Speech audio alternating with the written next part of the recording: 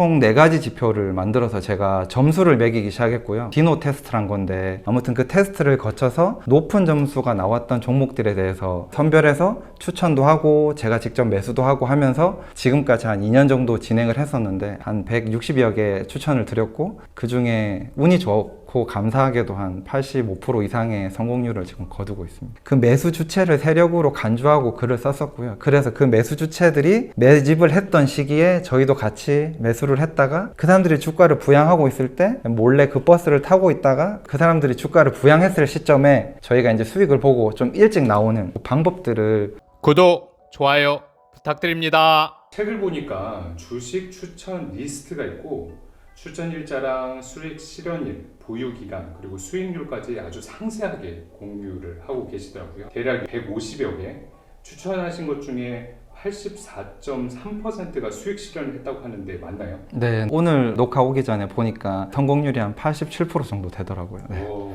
대단하신데요. 이렇게 성공할 수 있었던 어떤 노하우가 있으십니까? 저는 월급쟁이 투자자였고요. 그래서 월급쟁이 투자자로서 최소한의 시간을 투자하면서 좋은 종목을 발굴하는 것이 저의 목표였어요. 어떻게 할까 하다가 총 4가지 지표를 만들어서 제가 점수를 매기기 시작했고요. 그게 제 첫 번째 책에서 썼던 디노 테스트란 건데 아무튼 그 테스트를 거쳐서 높은 점수가 나왔던 종목들에 대해서 선별해서 추천도 하고 제가 직접 매수도 하고 하면서 지금까지 한 2년 정도 진행을 했었는데 아까 말씀드린 것처럼 한 160여 개 추천을 드렸고 그 중에 운이 좋고 감사하게도 한 85% 이상의 성공률을 지금 거두고 있습니다.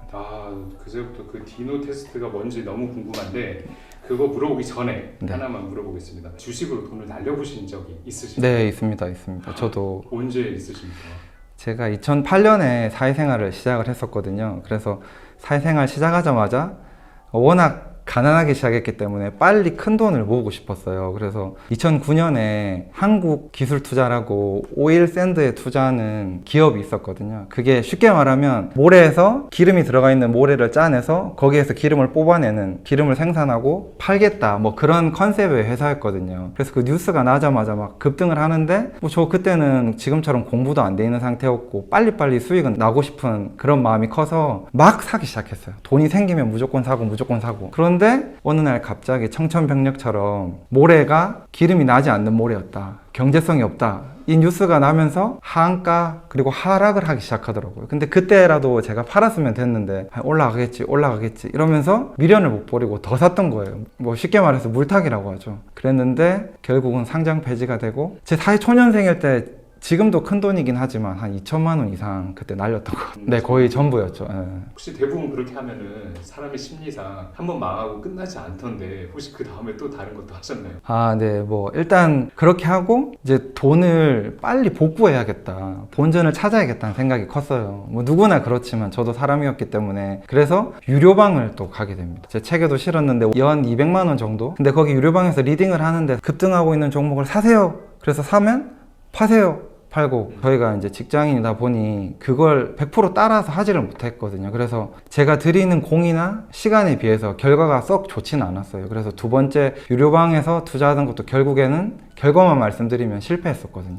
네, 그렇게 크게 2번 정도의 실패를 겪고 제가 느꼈던 게 사실은 아까 말씀드렸던 한 2천만 원? 제가 사회생활 하면서 거의 전부 모았던 돈의 전부였는데 상사한테 욕도 먹고 야근도 하고 뭐 힘들게 모았던 돈이 한순간에 날아가는 걸 보고 이제 투자를 좀 쉬면서 공부를 해야겠다. 다시는 내가 아무것도 모르고 정말 공부하지 않고 내 돈을 쓰는 일은 없어야겠다. 이런 각오를 하고 그때부터 좀 공부를 하기 시작했죠. 예, 만약에 그때 공부를 하지 않고 주식시장을 떠났으면 아마 지금의 디노는 없었을 것 같아요. 대단하십니다. 그래도 그런 공부를 하겠다는 마음을 잡으셨다는 게 네. 주린이들이 투자를 할 때 물렸다라고 하면 대부분 세력이 거기 항상 있었다라고 말을 합니다. 세력주를 투자한다는 것 자체가 되게 위험하게 느껴지고 뭔가 불안하게 느껴지는데 그거에 대해서는 어떻게 생각을 하십니까?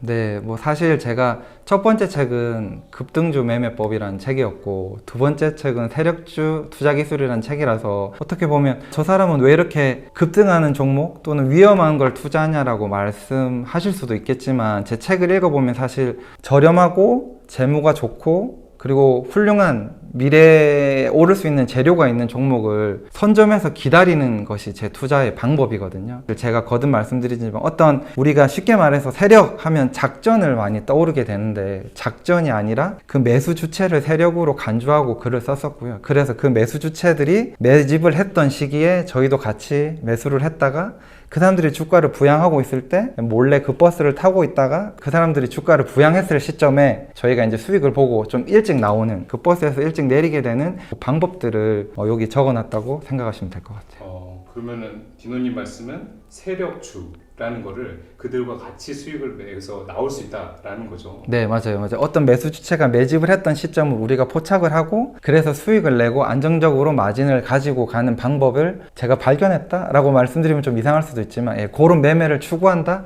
그렇게 생각하시면 될 것 같아요. 그러면 너무 궁금한데 그들이 매수를 시작한 시점을 찾아내시는 어떤 방법이 있다라는 거지 않습니까? 네. 그게 어떤 겁니까? 세력들이 매집을 했다고 볼 수 있는 건 결국에는 거래량이라고 생각하거든요. 주식에 많은 지표들이 있지만 거래량은 절대 거짓말을 할 수 없고 그리고 거래량은 그날 매수한 사람들의 거래 대금을 나타내는 거기 때문에 큰 돈이 들어왔다 안 들어왔다를 사실 알 수 있는 가장 확실하고 그리고 정확한 지표라고 생각을 합니다. 그래서 그 대량 거래가 터졌던 그 시점을 근거로 그 사람이 매집을 했다 그렇게 판단을 하고 있고요. 그걸 보는 방법들을 제가 아까 말씀드린 디노 테스트를 거쳐서 점수를 해서 조금 더 정량화하고 조금 더 쉽게 그 종목을 선별하는 방법들을 제가 썼던 책이 첫 번째 책이고 조금 더 기술적으로 깊이 들어간 게 두 번째 책이라고 보시면 될 것 같아요. 디노 테스트에 대해서 좀 더 자세히 말씀 부탁드려도 되겠습니까? 네. 디노 테스트는 크게 4가지 정도로 제가 기업을 평가를 하고 있는데요.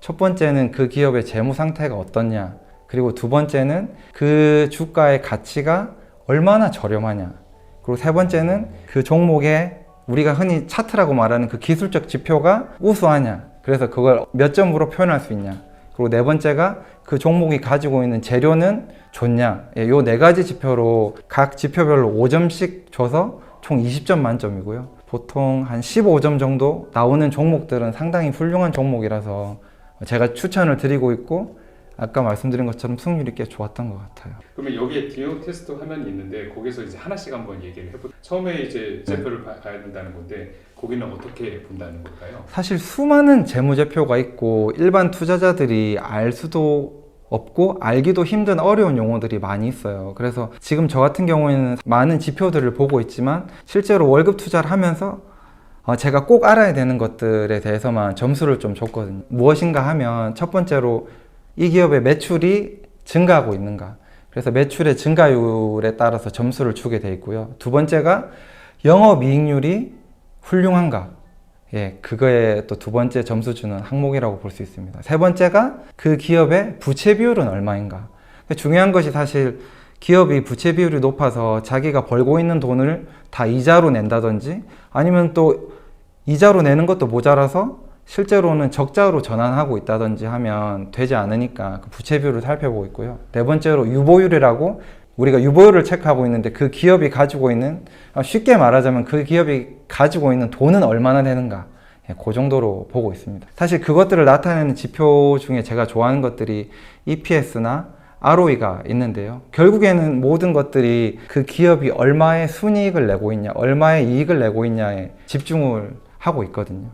왜냐하면 잃지 않는 투자를 하는 것이 월급쟁이 투자자가 제일 우선 가치로 삼아야 되는 거라고 생각을 했기 때문에 재무는 그 4가지 정도로 해서 점수를 매기고 있고 그 중에 뭐 5점이나 4점 이렇게 우수한 기업 위주로 투자를 하고 있습니다. 사실 계속 설명을 드릴수록 이 사람은 세력주 투자자나 급등주 투자자가 아니네라고 할 수도 있는 부분일 수도 있는 것이 재무가 좋지 않으면 매수하는 것 자체를 아예 하지 않고 있기 때문에 제목이 어그로를 끈다고 생각을 할 수는 있지만 월급쟁이 투자자로서 해야 되는 것 중 가장 첫 번째는 그 기업의 재무 상태를 확인하는 거라고 생각하고 있습니다. 근데 세력들도 물리기도 하고 사실 말도 안 되는 적자 기업을 10배씩 올려놓기도 하니까 사실 저희가 제가 그런 버스에 탑승하기는 좀 어렵거든요. 하지만 충분히 제가 가지고 있는 목표 수익률을 달성할 수는 있는 것 같아요. 네. 그러면 두 번째로 얘기하신 거는 저평가되어 있냐, 네. 원래 주식보다 더 싸게 살 수 있느냐 네, 이거입니다. 그거에 대해서도 자세히. 이제 사실은 많은 사람들은 달리는 말에 타는 걸 상당히 좋아해요. 왜냐하면 빠른 결과를 얻는 걸 좋아하기 때문에. 그런데 저는 제가 제일 하지 말아야 될 것 중에 하나가 달리는 말에 타면 안 된다는 거거든요. 그래서 사실은 우리가 저렴한 종목을 사서 내가 매수한 종목이 급등주가 되게 만드는 것이 중요한 것이지, 급등주를 따라 사면 호가창을 하루 종일 볼 수도 없는 우리 같은 직장인들은 딱 고점에 물리기 좋거든요. 고점 대비 몇 퍼센트가 빠져 있냐에 따라서 또 점수를 주고 있습니다. 네, 주가가 고점 대비 20%가 빠지면 1점, 30%가 빠지면 2점, 그리고 40% 이상이 빠지면 플러스 3점을 해서 이렇게 5점을 주고 있거든요. 그래서 고점 대비 몇 프로가 빠졌냐에 따라서 그렇게 이 주식이 저평가되어 있냐를 평가하고 있습니다. 그러면 당연히 적자가 나고 그 기업의 실적이 좋지 않기 때문에 가격이 떨어진 거 아니냐고 말씀하실 수도 있는데, 사실 우리나라 시장에서는 실적이 좋고 재무가 좋은데 생각보다 밸류를 인정받지 못한 기업들이 많이 있거든요. 그래서 그 기업을 찾는 지표로 고점 대비 얼마나 빠졌느냐를 보고 있어요. 그리고 제가 주식 격언 중에 가장 좋아하는 격언 중 하나가 저렴한 가격보다 더 나은 것은 없다거든요. 그래서 일단 첫 번째로 좋은 주식을 저렴하게 사는 것을 그 투자 가치로 그렇게 삼아서 투자하고 있습니다. 그럼 세 번째로 이제 기술적 지표를 확인하라고 말씀하셨는데 네. 그건 어떻게 확인하는 걸까요? 네, 기술적 지표가 사실 상당히 많이 있지만 저는 딱 세 가지만 일단 확인하라고 말씀을 드렸거든요. 첫 번째가 RSI라고 상대 강도 지수입니다. 그래서 이게 과열 구간에 들어갔는지 침체 구간에 들어가 있는지에 따라서 점수를 주고 그리고 점수를 빼기도 하는 그런 거고요. 두 번째가 투자 심리도라고 해서 뭐 부동산도 마찬가지겠지만 시장이 과열되었느냐 침체되었느냐를 볼 수 있는 지표가 투자 심리도라고 또 주식시장에도 존재를 하거든요. 그래서 그것도 과열 구간에 들어가면 마이너스 1점, 또 침체 구간에 들어가면 플러스 1점 해서 침체에 들어가 있는 종목들을 사기 위해서 제가 이제 두 가지 지표를 일단 삼았던 것이고요. 그리고 제가 주식 격언 중에 가장 좋아하는 것이 수급은 모든 재료에 우선한다는 말을 제가 또 좋아하거든요. 그래서 그 수급을 알 수 있는 지표가 모든 네이버를 비롯한 모든 HTS, MTS에서 제공을 하고 있어요. 그게 바로 OBV라고 하는 보조지표입니다. 차트 보조지표인데 전일 거래량에서 오늘 주식이 오르면 더해주고 오늘 주식이 하락하면 빼주고 하면서 그 거래량의 추이를 차트로 보여주는 거거든요. 이렇게 말로 하면 어렵지만 찾아보시면 얘들이 다 자동적으로 계산을 해주고 차트로 딱 보여주고 있어서 가장 쉽거든요. 그래서 대량 거래가 나오게 되면 질이 OBV가 상당히 급증을 하고 주가가 하락하면 OBV도 하락하는 것이 일반적인데 주가가 하락함에도 불구하고 OBV가 유지되거나 오히려 올라가는 종목들이 있어요.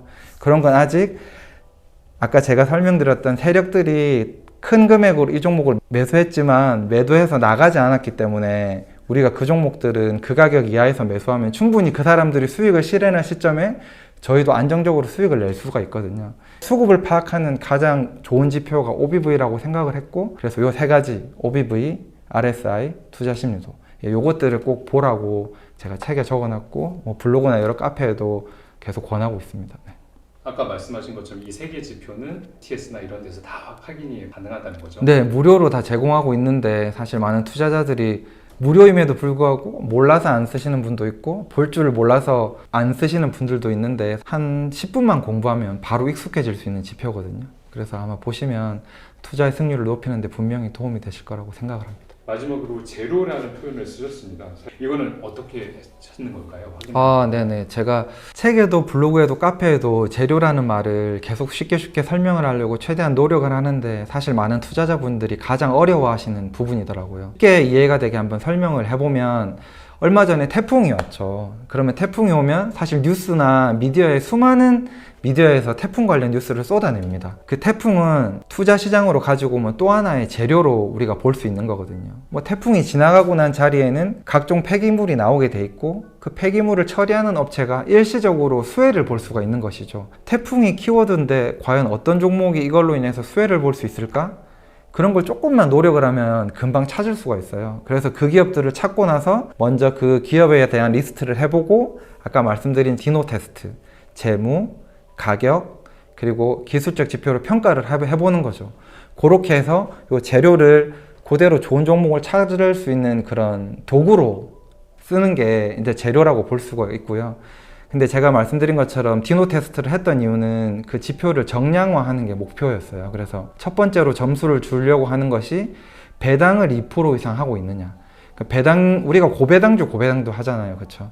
요즘에 사실 은행 금리가 많이 올라서 상대적으로 고배당주의 매력이 떨어지긴 했지만 고배당주만 투자를 해도 사실 많은 우리가 안정적으로 또 수익을 가져갈 수 있거든요. 그래서 배당을 2% 주는 회사, 2% 이상 배당을 실시하는 회사에는 제가 1점을 일단 주고 있고요. 그리고 외국인 수급이 확 들어오거나 기관 수급이 들어오면 또 1점을 주고 있어요. 왜냐하면 수급은 또 말씀드린 것처럼 어떤 상승을 이끌 수 있는 가장 큰 힘이고 상승의 원동력이라고 볼 수 있거든요. 그래서 외국인 기관 수급도 재료에서 가점으로 주고 있는 게 있고요. 그리고 올 상반기 가장 뜨거웠던 2차 전지처럼 시장을 리딩할 수 있는 주도주가 되면 또 1점을 주기도 하고요. 지금 설명드리기는 상당히 어렵지만 제가 블로그나 카페에서 이 재료주에서도 어떻게 하면 좋은 재료를 발견하고 평가할 수 있는지에 대한 이야기를 계속 쓰고 있거든요. 그래서 이 정도로 해서 점수를 평가한다고 일단 보시면 될 것 같아요. 그래서 이제 이거를 다 더해서 대략 몇 점 이상이 되는 주식에 대부분 투자를 하셨던 14점 밑으로 되는 건 일단 투자를 안 하고요. 근데 해보면 15점, 16점 나오는 기업이 저는 이제 꽤 많지만 제가 이제 카페 보고 해보세요라고 했더니 쉽지 않다고 하더라고요. 근데 거짓말처럼 한 15점 정도 되는 기업에 투자를 하면 수익을 낼 수 있는 확률이 제가 아니라도 다른 투자자분들도 그렇게 해서 찾은 종목이 급등하고 안정적으로 수익을 내는 걸 볼 수 있었거든요. 그래서 한 15점 정도만 되면 우리가 좀 수익을 안정적으로 거둘 수 있지 않나 그렇게 생각을 하고 있습니다. 저희가 책을 이제 얘기를 안 할 수가 없습니다. 이번에 신간이 하나 나오셨는데 네. 세력주 투자 기술이라는 책입니다. 네. 혹시 책에 대해서 간단하게 설명 부탁드려도 될까요? 실제로 저는 그렇게 생각을 하거든요. 삼성전자 같은 대형 주식이든 아니면 우리가 시총 500억, 1000억 정도에 해당하는 작은 스몰캡이라고 부르는 작은 종목이든 결국 주가를 오르게 만드는 것은 매수 주체가 있다고 생각하거든요. 그게 국민연금이 될 수도 있고 아니면은 우리가 흔히 말하는 외국인이 될 수도 있고 아니면 돈 많은 어떤 개인 투자자, 디노라고 일단 하겠습니다. 디노가 될 수도 있죠. 그래서 주가를 부양하고 주가를 상승시키는 그 힘이 분명히 생기게 마련인데 그것을 세력주라고 명칭을 하고 그 사람들은 도대체 어떻게 투자를 하고 우리는 어떻게 그것을 따라서 하면 손실을 보지 않고 수익을 안정적으로 좀 낼 수 있는지 그런 이야기들을 좀 하고 싶어서 책을 썼었고요. 그런 전반적인 저의 생각들이나 기조를 담은 책이라고 보시면 될 것 같습니다. 안녕하세요. 16년차 주식 투자를 하고 있는 필명 디노로 활동하고 있는 백세범이고요. 저는 월 500만 원 수익을 창출하는 것을 목표로 지금 투자를 계속 이어가고 있습니다. 현재는 네이버 블로그와 카페에서 지금 제가 어떻게 투자하고 있는지 그런 방법들과 종목들을 추천하면서 계속 공유하고 있고요. 앞으로도 계속 이런 활동을 이어가는 게 제 작은 꿈이라고 소개해 드릴 수 있을 것 같아요. 덧붙여서 제가 설명을 드리면 여러 사람들이 저에 대해서 자기소개를 하라고 해보면 제가 3가지 키워드 정도로 제 소개를 하는데요. 첫 번째가 흑수저, 두 번째가 경제력 있는 아빠, 세 번째가 선한 영향력이거든요. 제가 워낙 가난하게 시작을 해서 흑수저라고 소개를 드리고 있고 그리고 그랬기 때문에 그것들을 극복하고 좀 더 나은 삶을 우리 두 딸한테 선물해 주고 싶었고 그래서 제가 경제력 있는 아빠가 되고 싶었기 때문에 제 두 번째 키워드로 그렇게 소개를 하고 있고요. 마지막으로 아직 부자는 되지 않았지만 제가 바닥에서 지금 여기까지 올라온 노하우를 무료로 좀 공유하는 것이 제가 지금 하고자 하는 어떤 목표 그리고 행동이거든요. 그래서 그것들을 통해서 좀 선한 영향력을 좀 나누고 싶어서 저를 소개할 때 그 3가지 키워드로 소개하고 있습니다. 너무 좋습니다.